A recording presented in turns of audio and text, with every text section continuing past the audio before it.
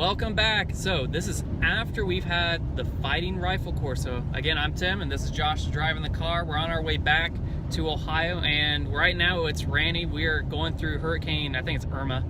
And luckily the rain did not bother us too much during today's course.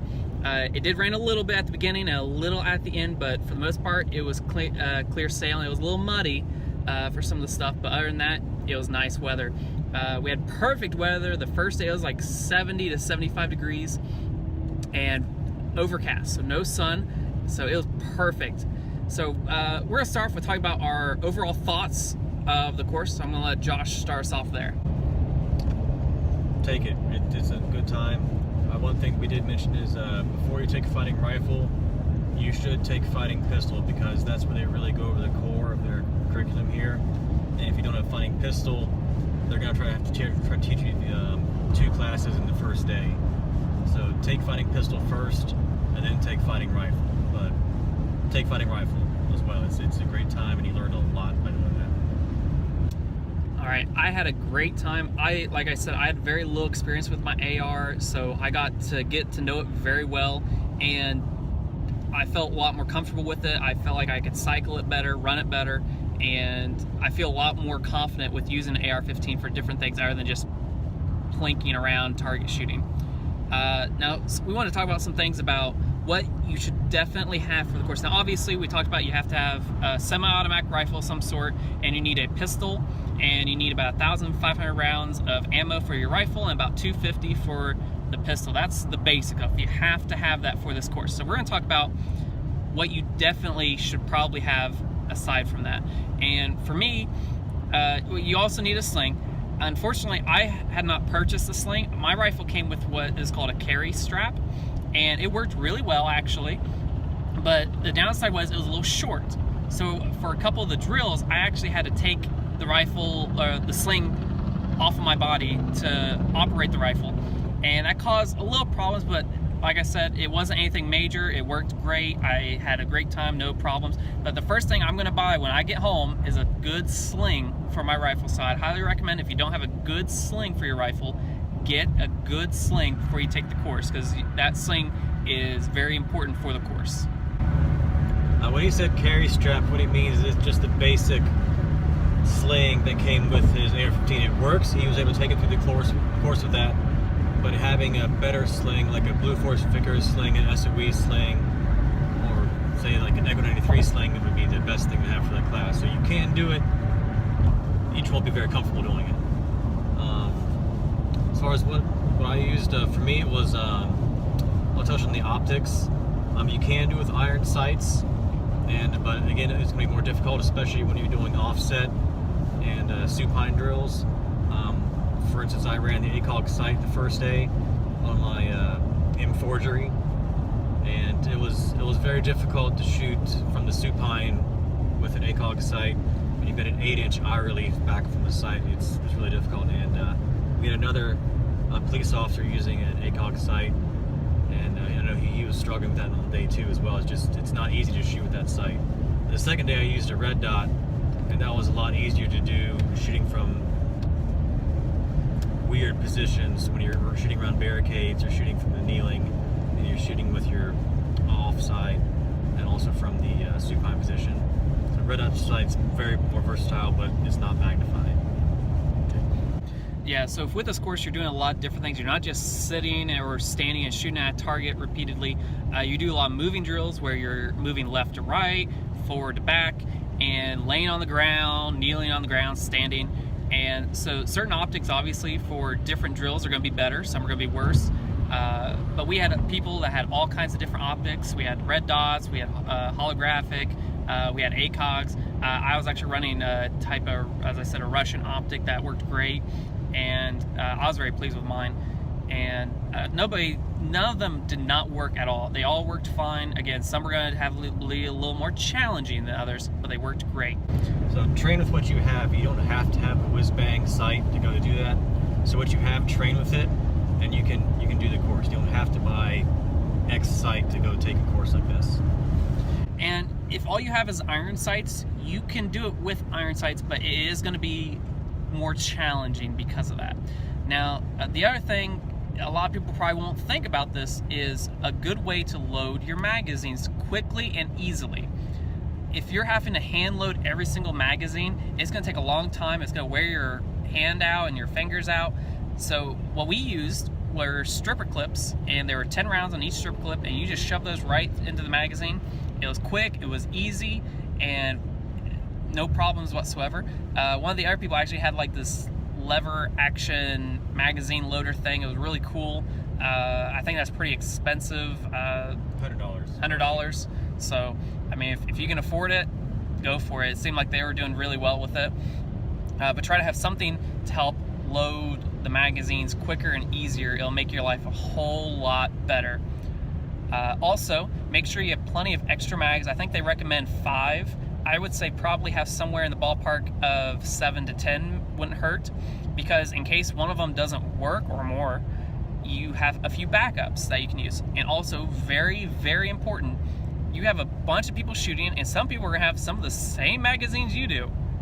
Mark them in some specific way so that you know your magazines. A lot of people use duct tape, different colored duct tape, or you can just take a Sharpie and put your name on it or initials or something like that.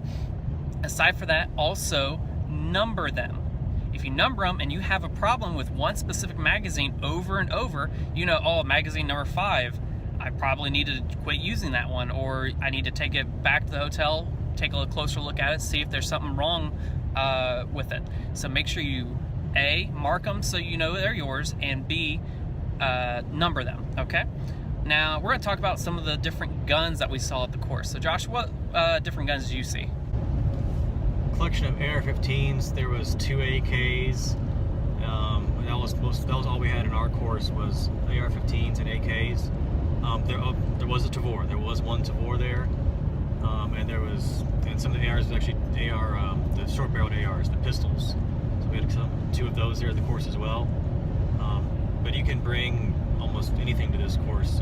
Jaeger said he had some guys bring M1 Garands to the course to shoot with that. So Tim here joked about bringing his SKS to shoot with. It'd have been challenging, but he probably could have done it. So again, you don't have to have an AR-15 or an AK.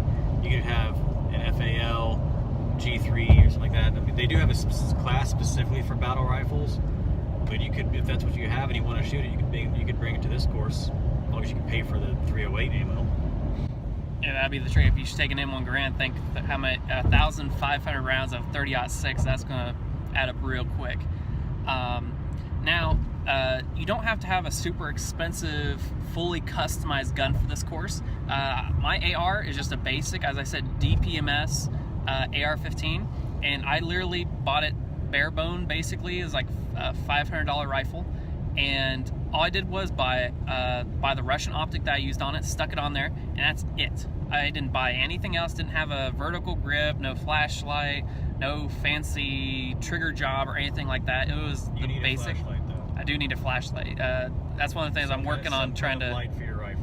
Yeah, I'm working on trying to get a few things I want to add to it. But you can get by with a very basic rifle, and as long as it functions properly, you're good. Again, make sure you get an optic code, because that will make your life a whole lot easier. All right, now let's talk about the different people we saw at the course. Now, obviously, we talked about I'm just the basic civilian person that likes guns, and Josh is your ex-military. Military veteran who's going through doing this. And we had a wide variety of others. We had one person was a female yoga instructor. We had one that was a female attorney, and we also had a couple police officers and state highway patrolmen, state troopers, and I'm not sure. Do you remember anyone else? There was several civilians there. As you mentioned, some police officers. I think there was 1 or 2 former military there, and 2 females. So anybody can take this course. You don't have to be, a military or a police officer to come do this, and you don't have to be in outstanding physical shape.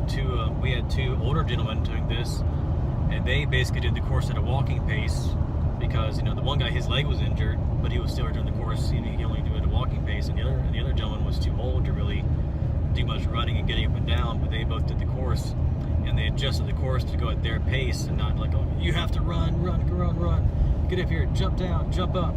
So they'll work with you if you have a physical disability.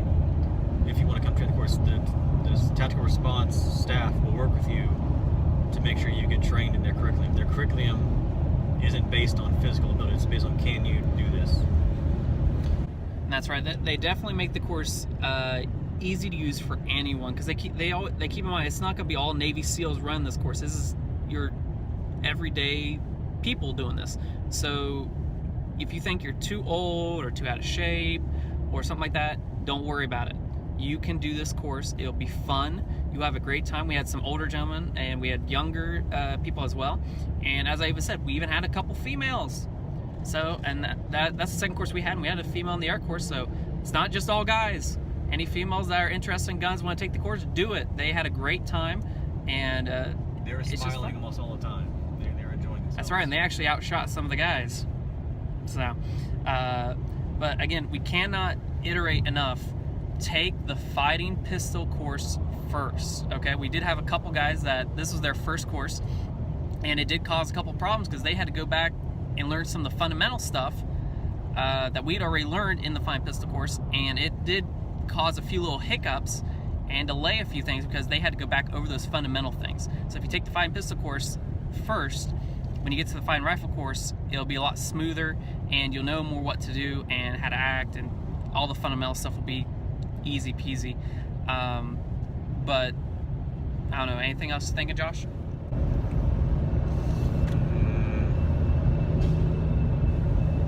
One thing Gator said really stuck with me. The first day he said, using a rifle is simple, not easy. And I was like, that's really true. It's simple to use, but it's not an easy thing to do, which is what Timmy found out doing these 2 days. And it's easy to use it, but actually running with it isn't an easy thing. It's more complicated than just running a straight pistol.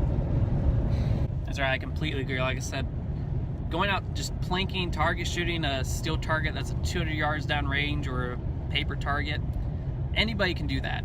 But being able to functionally use your gun when you're trying to run through a course, trying to communicate with a partner or something like that, it becomes very tricky.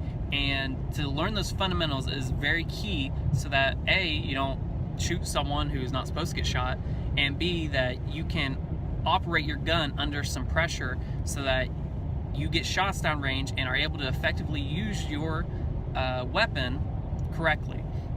And I highly recommend the course. I know I had a ton of fun. I don't know about Josh. Lots of fun. So if you have time, 2 days of tons of shooting. We had a great time and great weather. So we can't guarantee the great weather part. No, we cannot. But do it.